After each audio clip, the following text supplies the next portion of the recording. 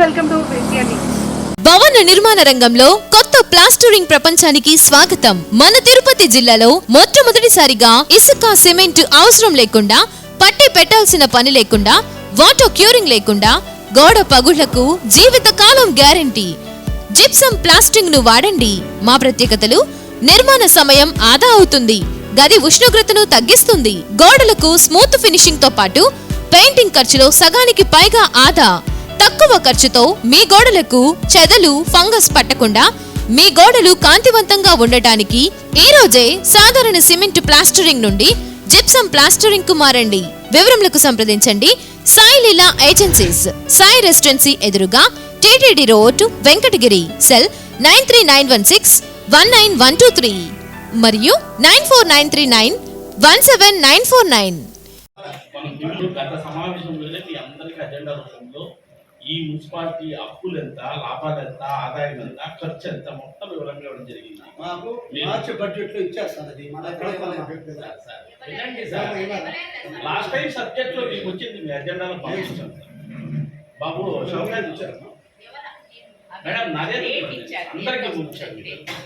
మీకు ప్రతి ఒక్కరికి కూడా 12 సబ్జెక్ట్ 13 సబ్జెక్టులు పెట్టాము.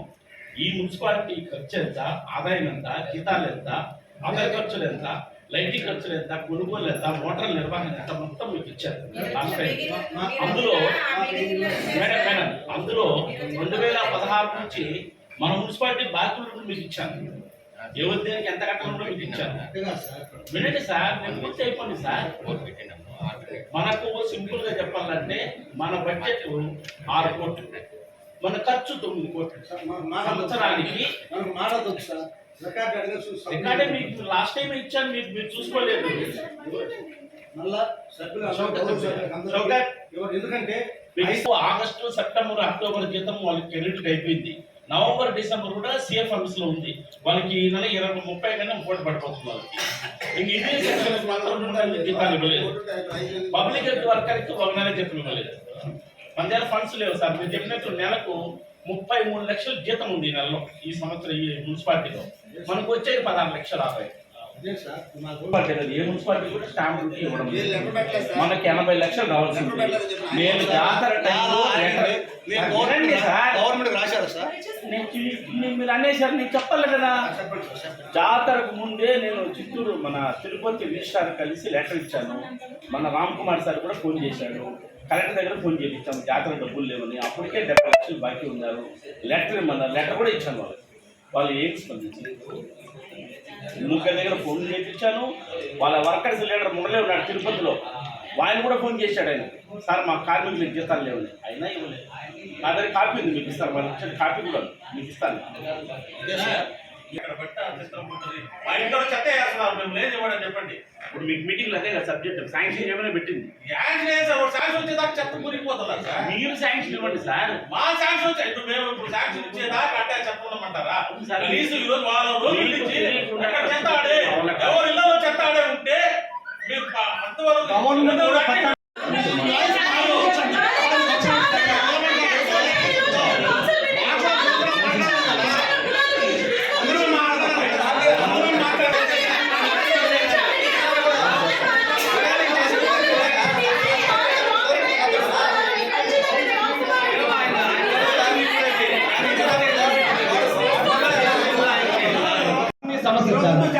ఈ పొత్తు నువ్వు చేసే తప్పు వల్ల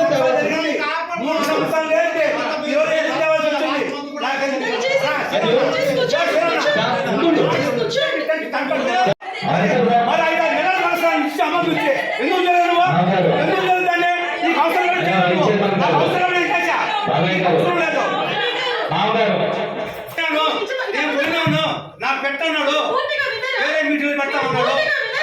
జరిగింది మీరు కట్టాలి, మీరు కట్టాలని ఎందుకు అడుగుతాను? కట్టలేదని నేను చెప్పింది చెప్పండి. నేను చెప్పాలని మాట్లాడాను.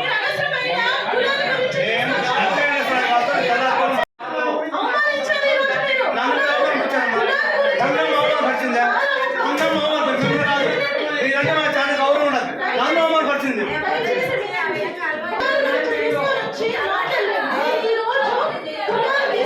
నేను అడిగిన దాంట్లో తప్పు లేదు. నేను అడిగిన దాంట్లో తప్పు లేదు.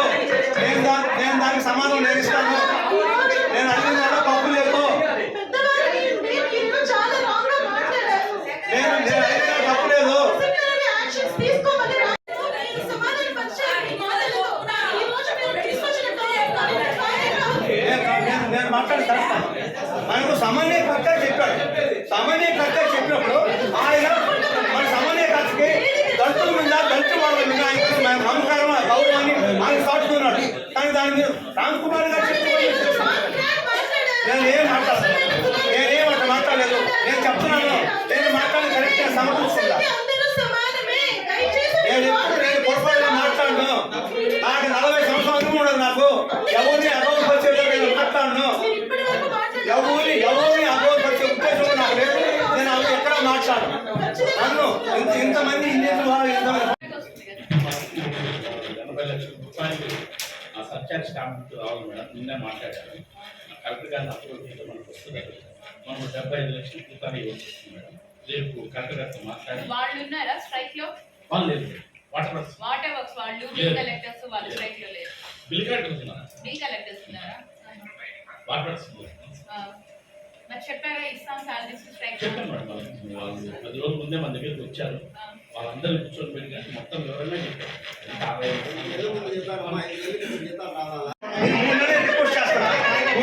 రిక్వెస్ట్ చేస్తున్నా మీరు కాదు అంటే నేను మీరు కాదు అన్నారు తర్వాతే రామకుమార్ గారు చెప్పారు మీరు చేసిన తర్వాతే రామకుమార్ గారు చెప్పారు నేను చేస్తాను రామకుమార్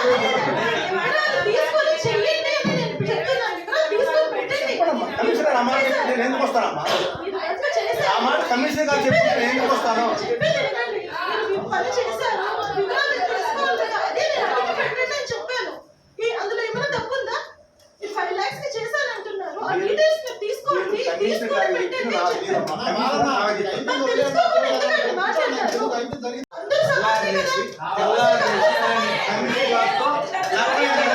ఫోన్ చేసి మాట్లాడి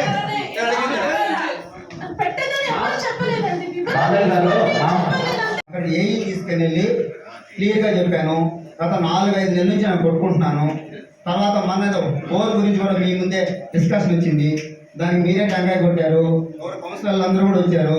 నా డబ్బులు పెట్టి కూడా వేసాను. సరే సార్ ఏదో లెటర్ పంపిస్తే దాని గురించి మాట్లాడదాం. కొంత చిన్నపిల్లలు మా వార్డులో బిల్డింగు చాలా శిథిలావస్థలో ఉంది.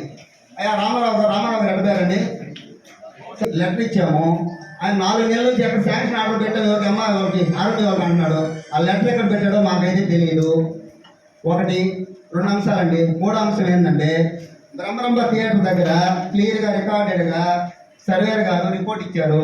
ఇదే రిపోర్ట్ మీకు గత 4 నెలల క్రితం మీకు ఇదే కౌన్సిల్లో మీకు ఇచ్చాను. ఇక్కడ దీనికి ఇంటి పని వేశారు మన సార్ గారు కౌన్సిలర్ మన కమిషనర్ గారు. ఇంటి పని ఏ విధంగా దీనికి వేశారు రికార్డెడ్గా ఇచ్చారు మన సర్వేర్ గారు అని అడిగితే ఆయన దీని మీద సమాధానం లేదు. ఇంకోటి ఇక్కడ నుంచి దారి మున్సిపాలిటీకి వచ్చే దారి మేడం ఈ రోజంటే నేను ఆ రోడ్డు వేయించాను. తర్వాత అదే ఫండ్స్తో ఆ రోడ్డు పెద్ద చేసాము. ఈ రోడ్డు వస్తున్నారు.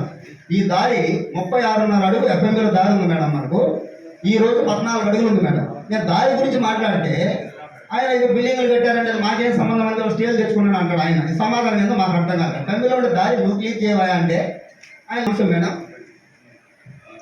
ఇట్లాగా మున్సిపాలిటీకి వచ్చే ఆదాయము అనాపురం లేఅవుట్లో ఈ విధంగా 4 ఫ్లోర్లు ఇప్పుడే ఇది లేటెస్ట్ అండి ఇప్పుడు తీసిన ఫోటో 4 అంతస్తులు ఈ విధంగా కుమ్మరమిట్లో బిల్డింగ్లు కట్టుకుంటామంటే కమిషనర్ గారు దీని మీద ఎలాంటి స్పందన లేదు. నేను పలుసోలు కమిషనర్ గారు చెప్పడం జరిగింది. ఈ విధంగా ఇప్పుడు మన మున్సిపాలిటీకి ఆదాయం వస్తుందో రాదు మేడం. ఇప్పుడు ఆదాయం లేదు. మనం 3 కోట్ల లాస్లో నడుస్తుంది సార్ చెప్తున్నారు. ఈ విధంగా ప్రతి వార్డులో నా వార్డులో 10 బిల్డింగ్లు ఉన్నాయి. ఇక్కడ జేపీ సునీల్ అతను అక్కడ మన వార్డులో ఏకంగా కనీసం ఒక 20 రూమ్లే కట్టేసుకున్నారు గవర్నమెంట్ సైడ్లో. దాన్ని కంప్లీట్ చేసి ఇప్పటి వరకు పట్టించుకోలేదు. ఇప్పుడు కూడా కన్స్ట్రక్షన్ చేస్తూనే ఉన్నాడు. ఏం ఆపలేదు. ఇట్లా పలు అంశాల మీద నేను గతంలో కూడా మీకు నాకు అజెండా ఆపడం కూడా కారణం ఏంటంటే మేడం ఒక్కటైనా సరే నేను చెప్పింది క్లియర్ చేశారా దానికి సమాధానం చెప్పండి. కార్మికులు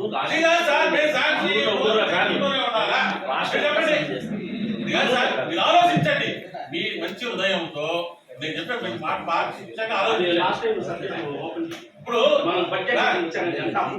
టీచింగ్ కాదు సార్. ఇప్పుడు లక్షలు దాని ముందు ఎవరైనా పెడుతున్నారా లేదు ఎక్కువ పెట్టా చెప్పండి సార్. గవర్నమెంట్ ఏర్పాటు చేయమని గవర్నమెంట్ దానికి మీరు ఏం పెట్టామో ఏం వాళ్ళు అడిగారు, నేను చెప్తే వింటే కదా. ఇప్పుడు మీరు అడిగారు, నేను చెప్పని ఇప్పుడు 26 నుంచి సమ్మె చేస్తున్నారు. వీళ్ళు వాళ్ళు మాత్రమే స్ట్రైక్ లో ఉన్నారు. అది రాష్ట్ర సమస్య, ప్రభుత్వం చేయాల్సింది. అది కాదు సార్, వినండి సార్. 59 మందిలో మా దగ్గర ఏడు నుంచి చెత్త తీసుకోబోతున్నారు. నేను చెప్పేది పూర్తిగా వినండి. సార్ మీరు చెప్పేదండి ఏదో ఒకటి చెప్పేస్తారు సార్, మాకు చెత్త తీసుకోవడం రాలేదు కదా. సార్, ఉన్న విషయం చెప్తున్నాను. 19 బదులు 59 పని చేస్తే అంత ఊరు కూడా కంప్లీట్ కాదు. రాలేదు అందువల్ల ఎవరైనా పెట్టాలి. అలాగే ఇప్పుడు మీటింగ్ లో పెట్టాము మీ పర్మిషన్ కోసము. మీరు పర్మిషన్ ఇస్తే 30 మంది ఎక్స్ట్రా తీసుకుంటే డ్యూటీ పెట్టాము. మీరు పర్మిషన్ ఇవ్వాలి కదా.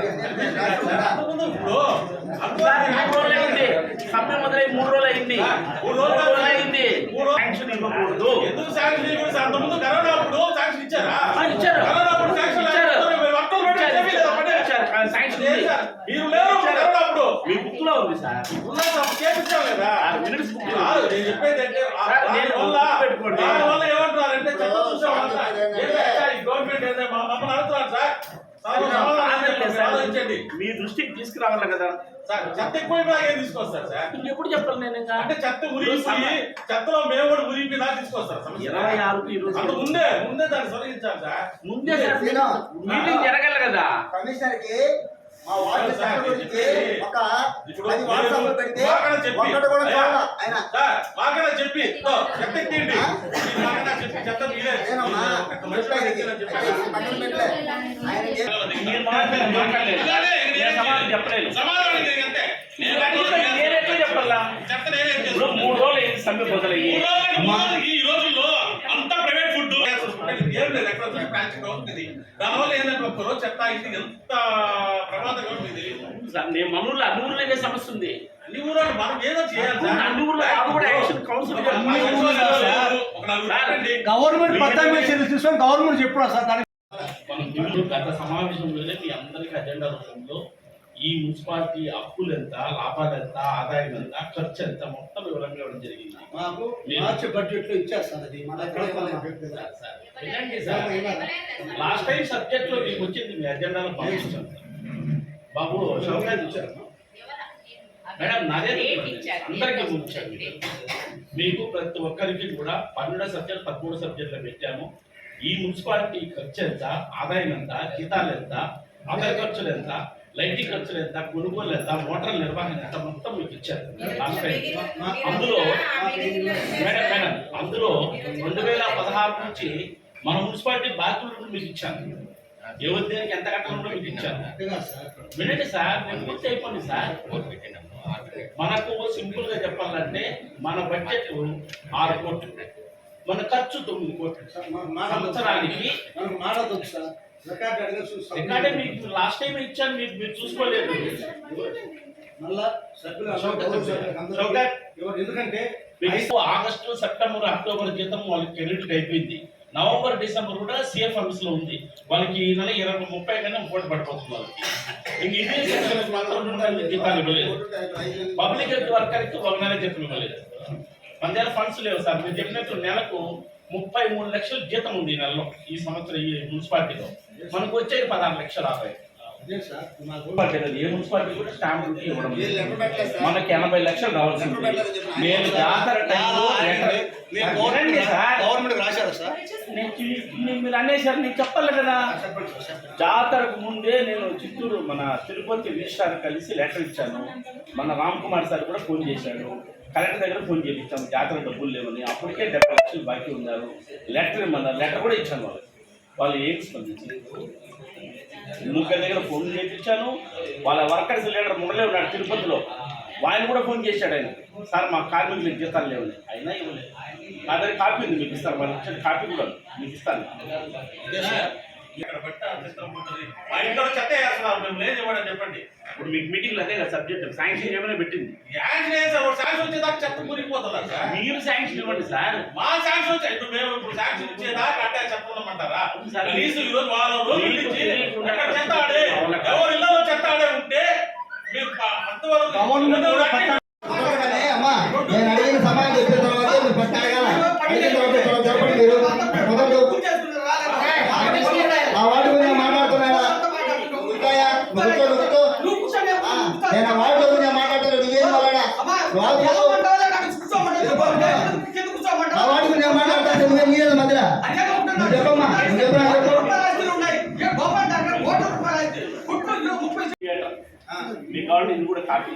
ఏముంది? ఇక్కడ ఆ. థియేటర్లు షాప్ రూములు అన్ని కూడా ఆ. ఈ 2004 ముందే నిర్మాణం జరిగి పన్ను కూడా వేశారు. ఇప్పుడు పంచాయత్ ఎవరు వేస్తున్నారండి పన్ను? దేనికి వేస్తున్నారు పన్ను?